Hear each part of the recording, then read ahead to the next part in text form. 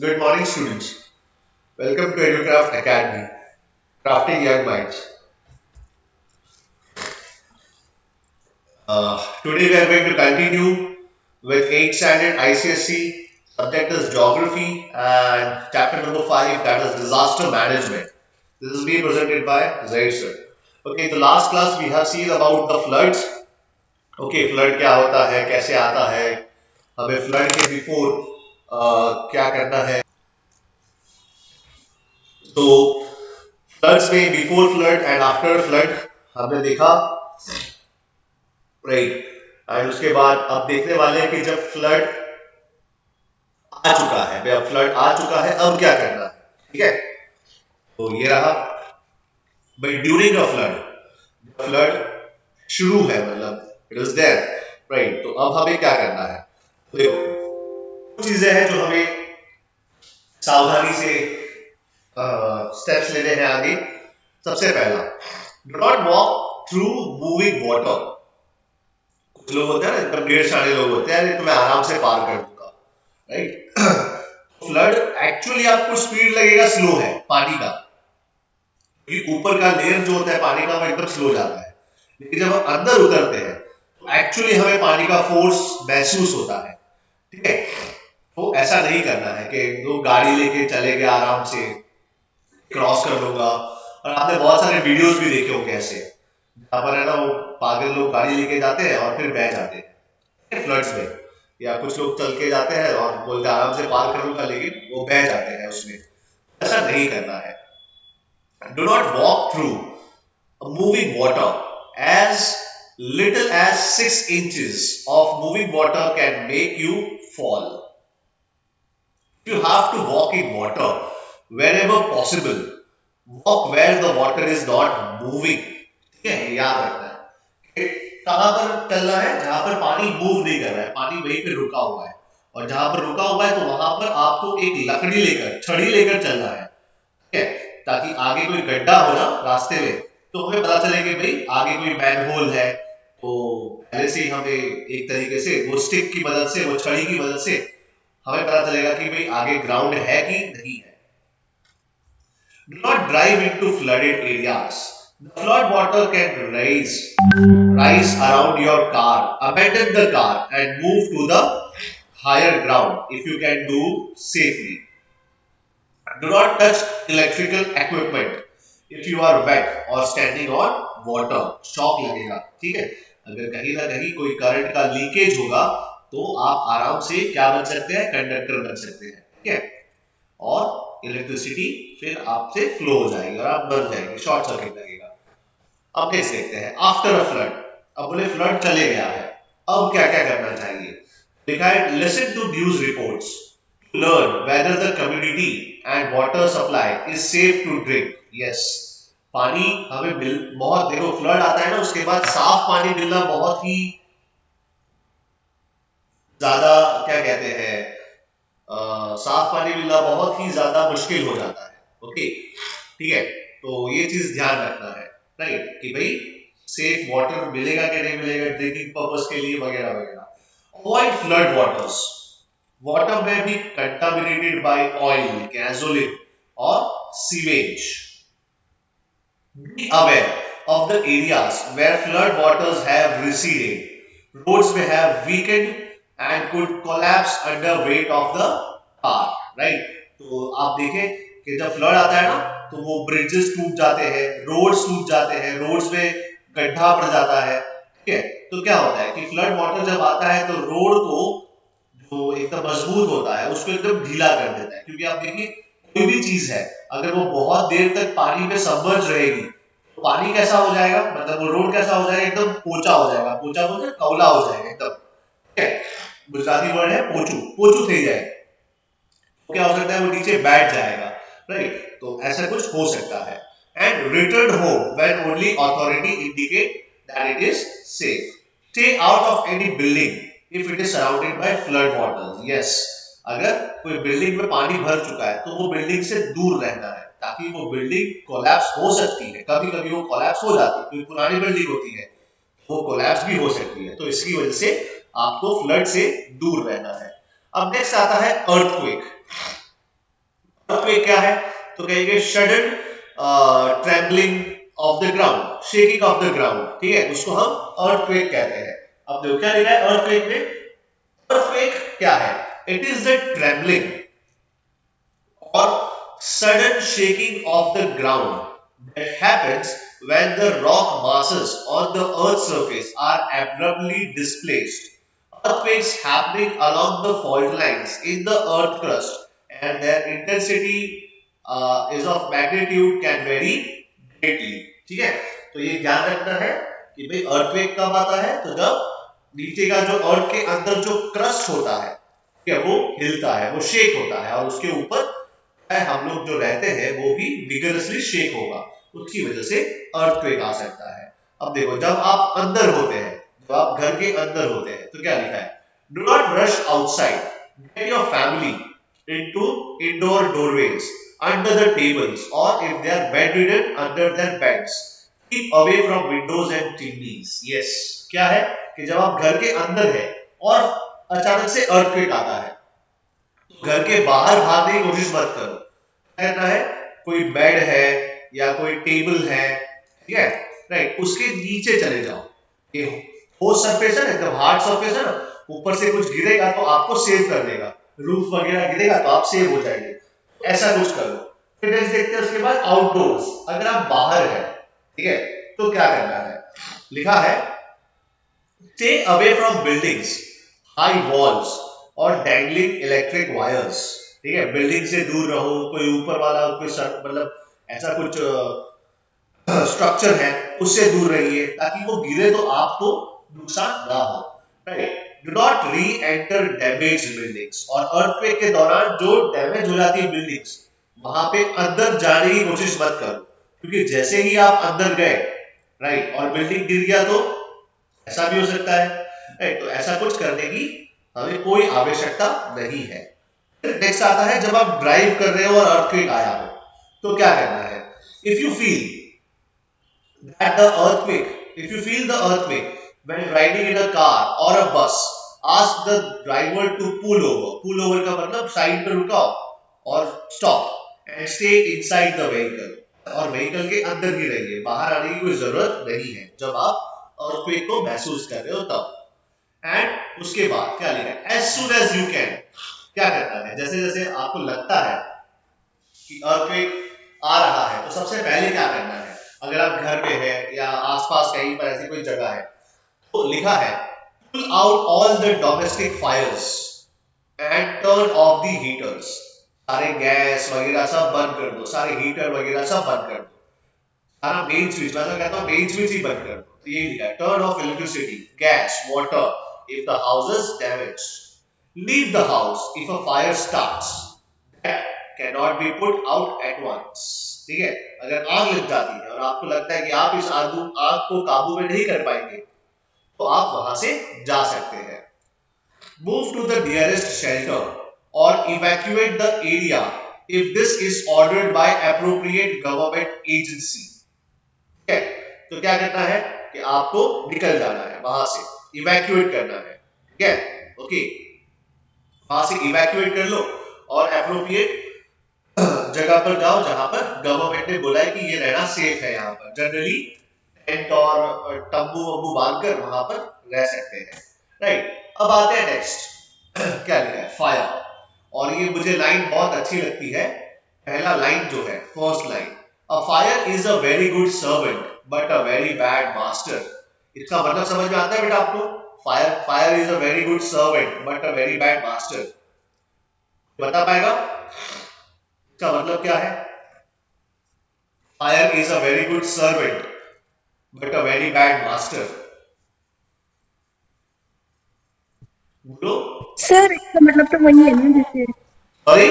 Control में होता है तो अच्छा होता है, हाँ और हाँ, जब ये कंट्रोल से बाहर होता है तो फिर तबाही मचा देता है। यस यस, सही बात है, ठीक है।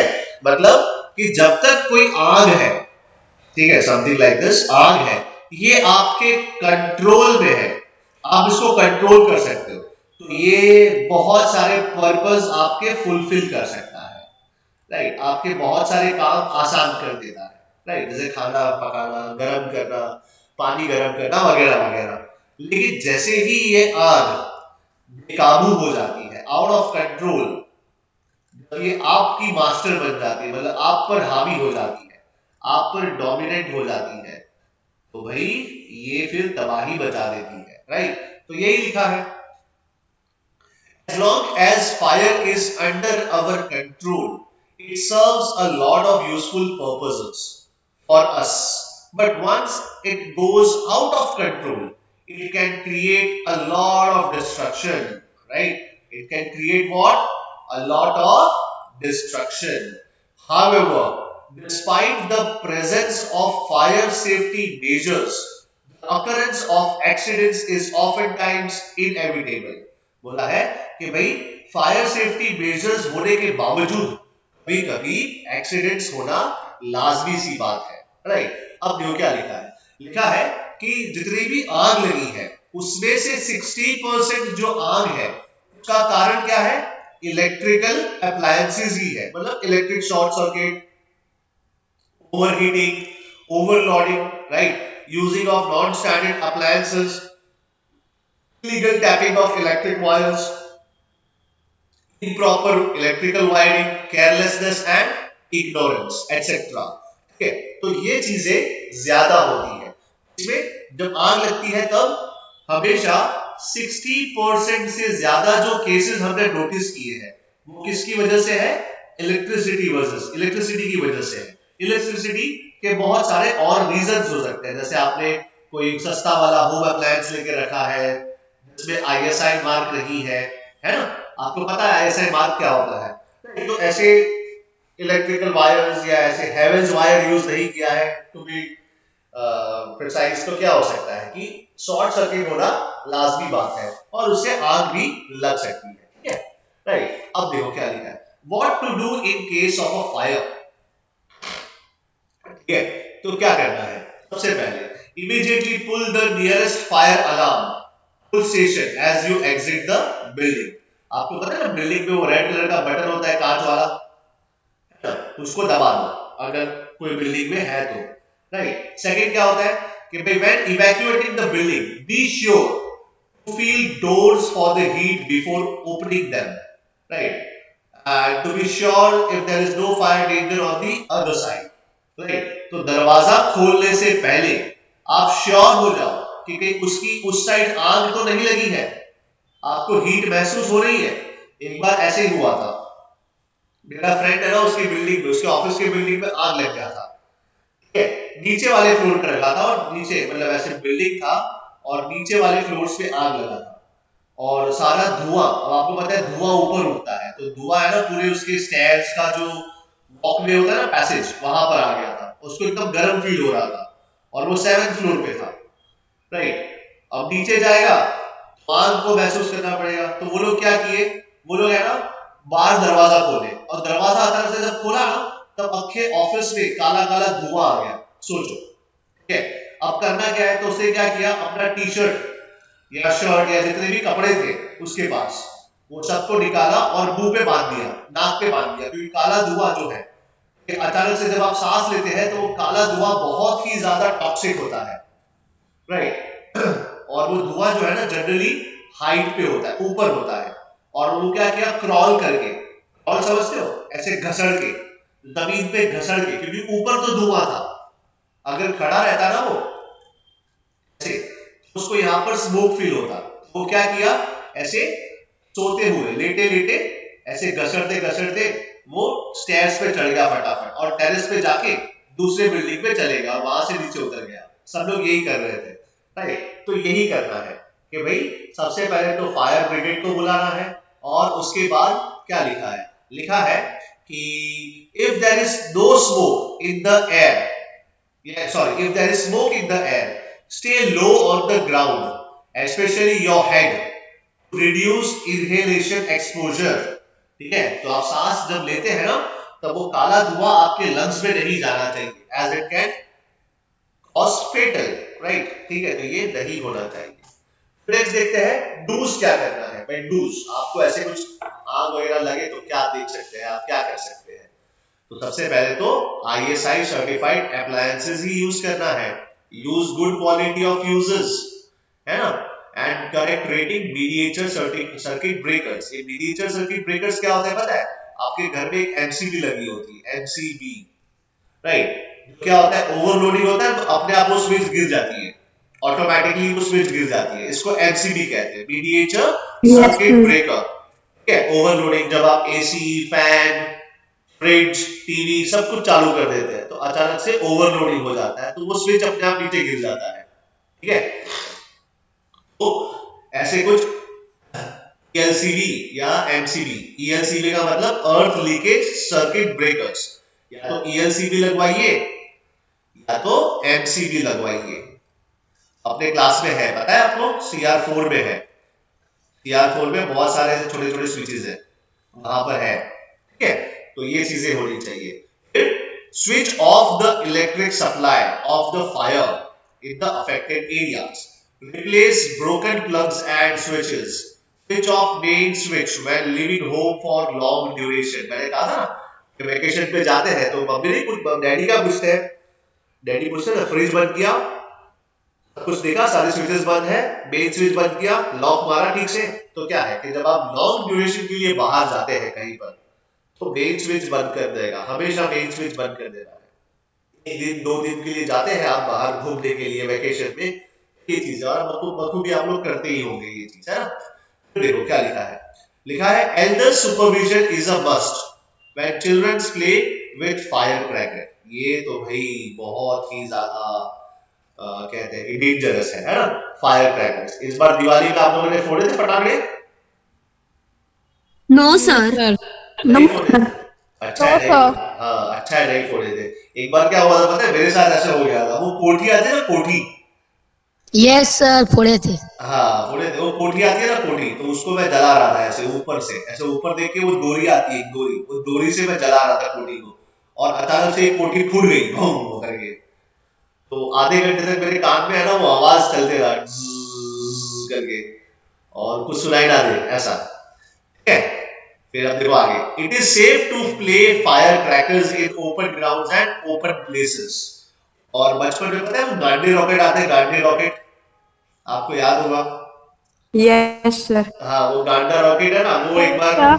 हाँ क्या हुआ, याद है गांडा रॉकेट कैसे होते हैं? तो गांडे रॉकेट मैंने बचपन में एक बार जलाया था और ऐसे फेंक दिया, तो घर पे जाके किसी गिर गया, समझ में आया? तो ऐसे बचपना नहीं करना है, मेरे जैसा पागलपन नहीं करना है आप लोगों को, ठीक है, राइट। तो ये सब चीजें है जो आपको ध्यान रखनी है।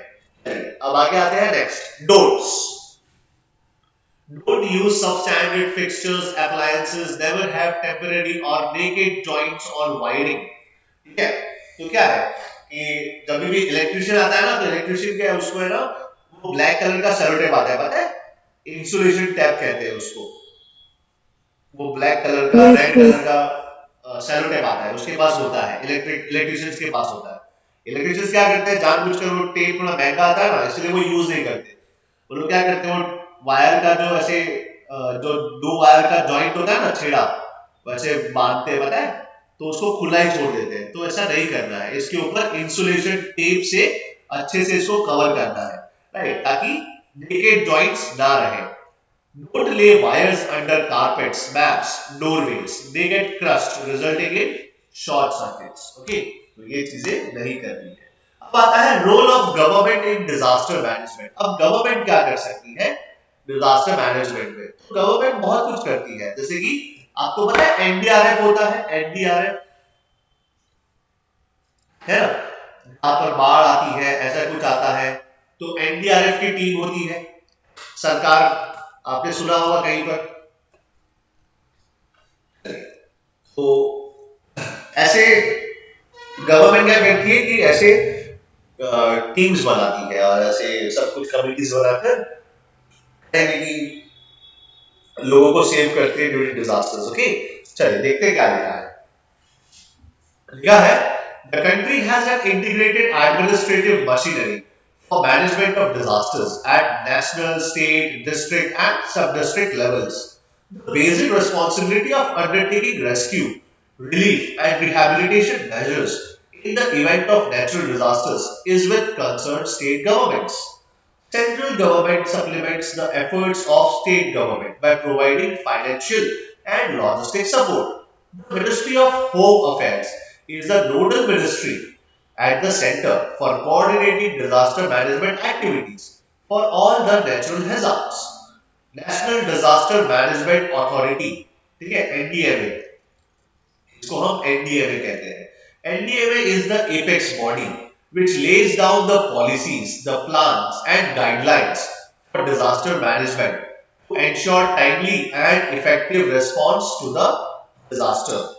Okay, the district administration is focal point for implementation of all the government plans and activities. The actual day-to-day functioning of administering the relief is responsibility of district magistrate, district collector, deputy commissioner, which exercises coordinating and supervising power over all the departments at the district level. Disaster Management Committee involves people from various blocks and villages. Okay, तो ये सब लिखा हुआ है कि भाई किस तरीके से सरकार जो है या डिस्ट्रिक्ट लेवल पे या स्टेट लेवल पे काम करती है, right? It is accepted that government alone cannot take the entire responsibility of disaster management. Apart from national, state, district, and local levels, there are various institutions who are involved in disaster management at various levels in the country. This includes the police, the paramilitary forces, the civil defense, the home guards, the fire services, the NCC, that is the National Cadet Corps, आप लोग भी जाते होंगे इसमें NCC में, youth organizations, UN agencies, international and national voluntary groups, public and private sector enterprises, media, etc. play a major role in managing disasters. ठीक है, तो ये सारे जितने मैंने नाम लिए, ये भी क्या करते हैं? गवर्नमेंट को हेल्प करते हैं in managing the disasters. Okay, अब आते हैं केस स्टडीज पे। केस स्टडीज बहुत इंपॉर्टेंट है, राइट? तो उसमें सबसे पहला आता है फ्लड्स। जैसे हमने पढ़ा फ्लड्स क्या है, राइट? तो floods in Assam and Bihar. तो आसाम और बिहार में हर रेनी सीजन में, इन एवरी मॉनसून, तकरीबन हर साल क्या आते हैं? फ्लड्स आते हैं। और कौन लाता है फ्लड्स यहाँ पर? तो दो रिवर्स है। बिहार में है कोसी रिवर, कौन सा नाम है बिहार में? कोसी। और ब्रह्मपुत्र रिवर और उसकी ट्रिब्यूटरीज है, ब्रह्मपुत्र की बहुत सारी ट्रिब्यूटरीज है, तो आसाम में क्या लाती है? फ्लड लाती है। और ब्रह्मपुत्र या आसाम में एक वाइल्ड लाइफ सेंचुरी है, आपको पता है कौन सी है? वो काजीरंगा है, जहां पर राइनोसेरस होते हैं, पता है? Rhino, right? तो ये बहुत न्यूज में रहता है, ठीक है, खास करके ये काजीरंगा जो नेशनल पार्क है वहां। चलिए देखते हैं क्या लिखा है इसके अंदर, और हम इसको समझने की कोशिश करते हैं क्या है। ज्यादा कुछ है नहीं इसमें, सिर्फ बताया गया है कि किस तरीके से बिहार और आसाम में फ्लड्स आते हैं। As like the other calamities, flood is the most devastating, destructive natural calamity that affects Assam and Bihar every year. Brahmaputra, Brak, ये दो rivers हैं आसाम में, whereas Kosi, Gandak, Son, Kamla, Balan, Adwara are the major rivers which causes widespread floods in both these states every year.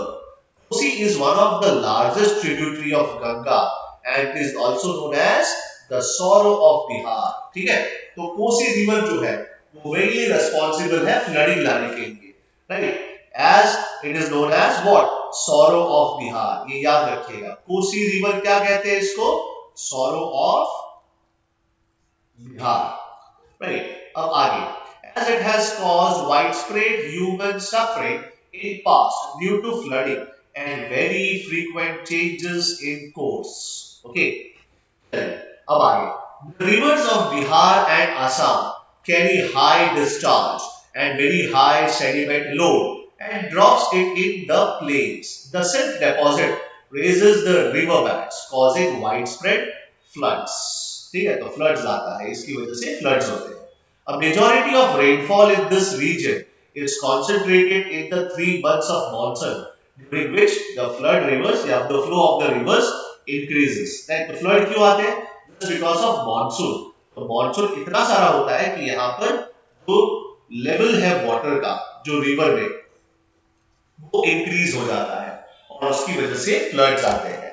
फिर over the years of destruction of wetlands and filling up of natural catchment areas rapidly, and increasing population, rising urbanization, faulty planning without taking into consideration the natural contours of water flow are the major factors responsible for floods.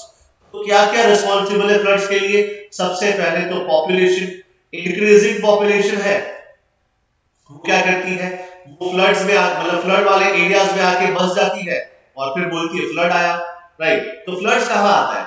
जहां पर catchment areas है। Catchment area समझते हो क्या होता है? ऐसा निचला वाटर का लेवल, जमीन का ऐसा निचला वाला लेवल जहां पर पानी सब इकट्ठा होता है।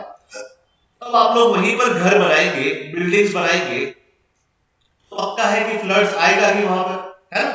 कैचमेंट एरियाज है, वहां पर अर्बनाइजेशन हो रहा है, वहां पर पॉपुलेशन इंक्रीज हो रहा है और गवर्नमेंट कोई प्लानिंग करती नहीं है, फॉल्टी प्लानिंग है और उसकी वजह से क्या होता है?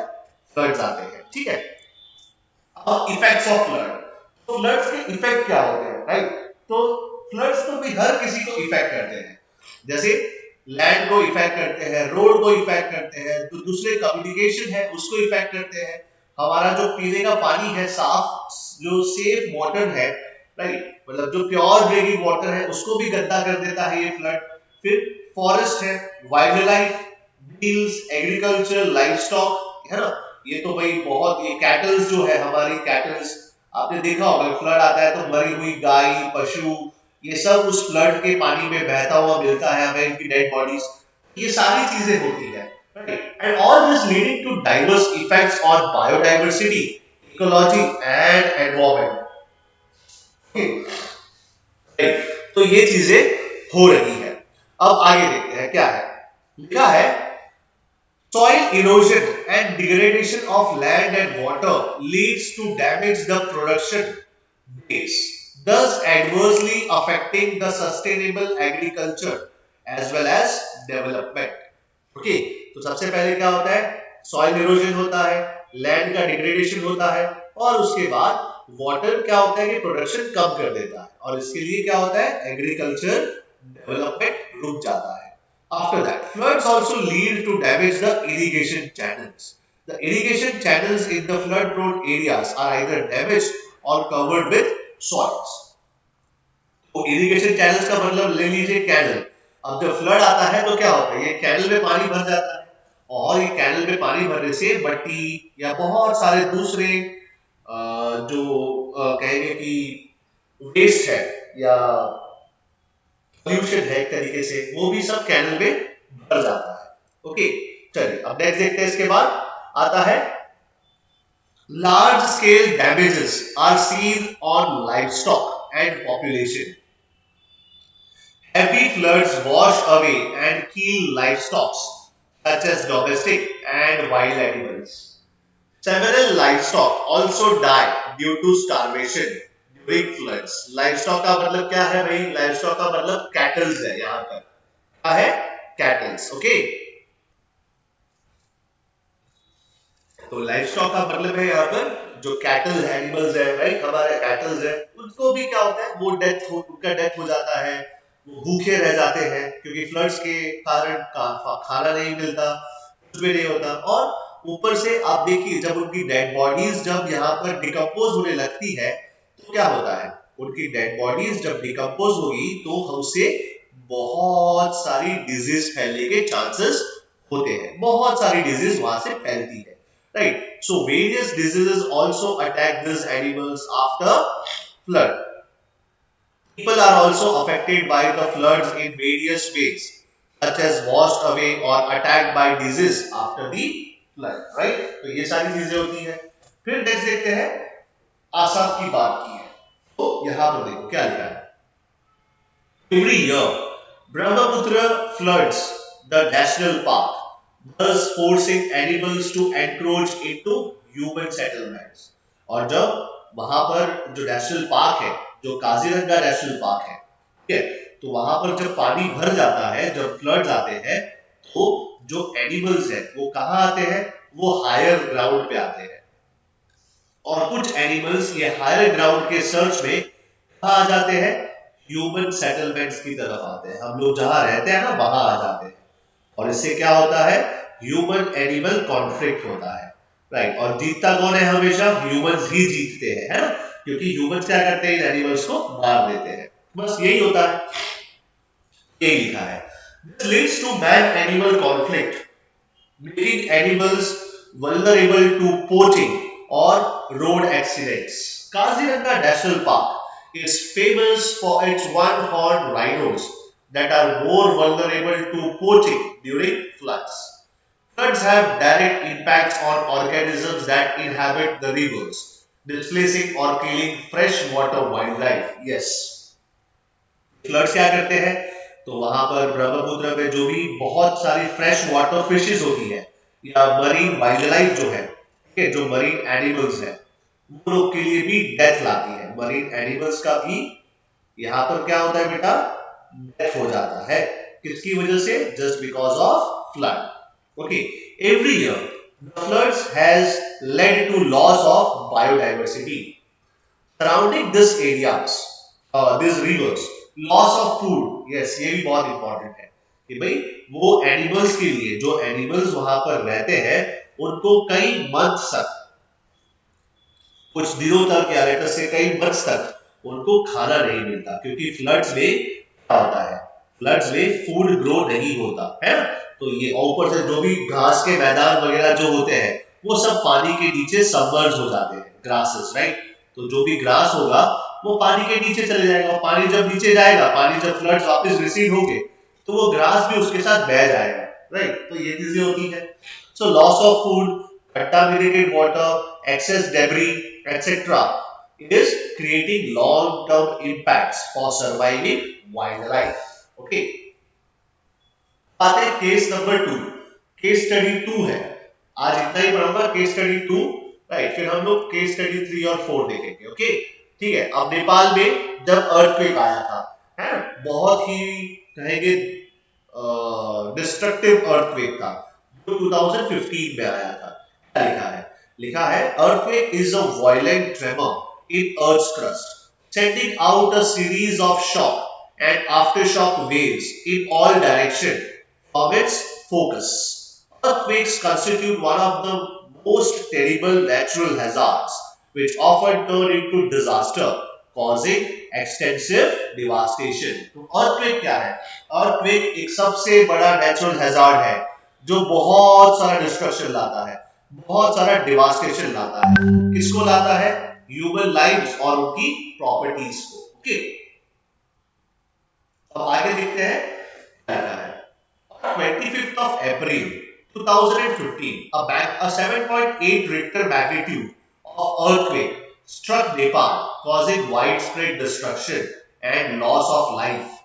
The initial earthquake was followed by thousands of aftershock and another powerful quake on 12th May, measuring 7.3 in magnitude. Right? Earthquake of Nepal and India along the Himalayan belt were caused mainly due to the collision of Indian plate and Eurasian plate. तो देखिए, आप लोग जब 9th में आएंगे ना, तब आपको ज्योग्राफी पढ़ाऊंगा, फिजिकल ज्योग्राफी। तो क्या होता है, हमारी धरती पे प्लेट्स होती है, बहुत सारी क्रस्ट के नीचे प्लेट्स होती है। तो इंडियन प्लेट और ये ऊपर वाली जो है, ये है यूरेशियन प्लेट, ये टकराई थी, थोड़ी सी हिली थी, टकराई नहीं थी, थोड़ी सी ऐसे ऊपर नीचे हुई थी, और उसकी वजह से यहाँ पर ये वाला एरिया, जो हिमालय वाला एरिया है ना, यहाँ पर आया था अर्थक्वेक, और ये कहाँ पर है, नेपाल, ठीक है, नेपाल और भारत की बॉर्डर पे है, इंडिया की बॉर्डर पे है। Right. The earthquakes caused more than 8,000 deaths and injured over 1 lakh people. 384 people are still missing. Right. तो ये सारी चीजें हुई। अब देखते हैं क्या लिखा है। बहुत सारी चीजें हैं इसमें तो। Over 50 million houses were destroyed and 27 million damaged. Afraid of returning to their homes, many people remain in makeshift tents along the roadsides or in friends or neighbors' gardens. तो ये बहुत इंपॉर्टेंट है कि जब भी अर्थक्वेक आता है, ठीक है, या अर्थक्वेक आ चुका होता है, तो कुछ महीनों तक तो लोग डरते हैं घरों में जाने के लिए, और इसीलिए वो लोग एक टेम्पररी टेंट बना देते हैं कि वो टेंट में ही रहेंगे ताकि कुछ भी उनको इफेक्ट ना हो। अब क्या लिखा है earthquake resulted in a significant loss of standing crops, wheat, barley and potato. They were close to harvest and maize. ठीक है, तो ये सारे जो क्रॉप्स है ये सब लॉस हो गया, मतलब पूरा नष्ट हो गया, पूरा खेत बर्बाद हो गया अर्थक्वेक की वजह से। Earthquake also damaged additional food storage facilities, reducing already limited stocks. Malnutrition rates in certain areas of Nepal are among the highest in the world. Water supplies were severely affected, increasing public health risk, including the spread of wash-related diseases. Key infrastructure, including schools, health facilities, access to roads, temples, heritage sites, were damaged or destroyed. आपको पता ही है कि भाई earthquake जब आता है तो हमने जो ऊपर अर्थ के सरफेस पे जो भी स्ट्रक्चर्स बनाए हैं, चाहे वो स्कूल हो, हॉस्पिटल हो, चाहे रोड्स हो, कुछ भी हो, वो सब कुछ गिर जाएंगे, और उसकी वजह से क्या होगा, बहुत सारा हमारा जो नॉर्मल वर्किंग है, जो डे टू डे लाइफ है, वो भी हमारा डिस्टर्ब हो जाएगा। ठीक है, अब देखिए आगे क्या लिखा है over 1,000 health facilities were destroyed or severely damaged, including primary healthcare centers, so जो दवाखाने, हॉस्पिटल्स, ठीक है, बर्थ सेंटर्स जहां पर बहुत सारे महिलाएं तो they were expecting a baby, सोचो, और अर्थक्वेक आ जाए तो क्या होगा, है ना। तो यही चीज होता है। और उसके बाद क्या लिखा है some about 1 million children were unable to return to school when classes resumed at the end of May, as most of the schools were destroyed. देखो क्या है कि स्कूल भी डिस्ट्रॉय हो जाती है, मतलब इतनी बड़ी बड़ी बिल्डिंग्स भी खराब हो चुकी थी, चाहे स्कूल्स हो, चाहे हॉस्पिटल्स हो, चाहे कुछ भी हो, राइट। अब देखो आगे क्या लिखा है the earthquake damaged the forest resources in many districts. According to an assessment, mainly pine forest and subtemperate types of forest were highly affected. ठीक है, ये subtemperate types of forest क्या है, pine forest क्या है, ये आपके 10th में आता है, लेकिन आपको बता दो pine forest ऐसे है ना, ऐसे coniferous trees वाले forest होते हैं जिसमें से हमको बहुत ही अच्छा wood वगैरह मिलता है, तो ये सब डिस्ट्रॉय हो चुका था। The forest areas in the quake affected districts are likely to face human pressure and subsequent deforestation, as timber and other forest resources will be in high demand to rebuild homes. Okay. Many protected areas were also affected. These protected areas are home to some of the wildlife species of global significance, such as red panda, musk deer, Himalayan tamir, ठीक है, Himalayan तार, right. तो ये क्या है, animals है जो सिर्फ हिमालयाज में पाए जाते हैं, तो ये भी अफेक्ट हो गए थे उस अर्थक्वेक की वजह से।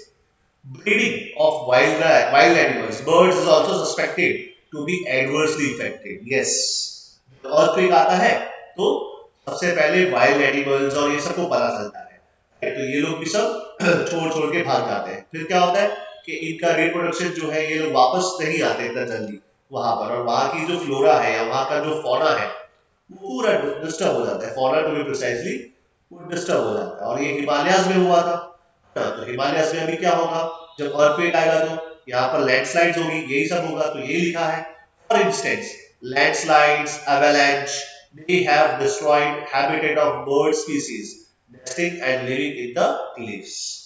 Watersheds in Koshi and Gandaki river basins have been adversely affected by the earthquake. A number of landslides and cracks had occurred in the catchment tributaries of the rivers, leading to soil erosion on a large scale. The Environment Ministry's assessment report says that the loss of damage of existing ecosystem and the services is likely to affect the livelihood, food security, health and safety for the local people. Availability of biological resources play an essential role in Nepal in addressing poverty, hunger, medical needs and food security in the rural areas. तो आज के लिए इतना ही. Next class में हम लोग oil spill और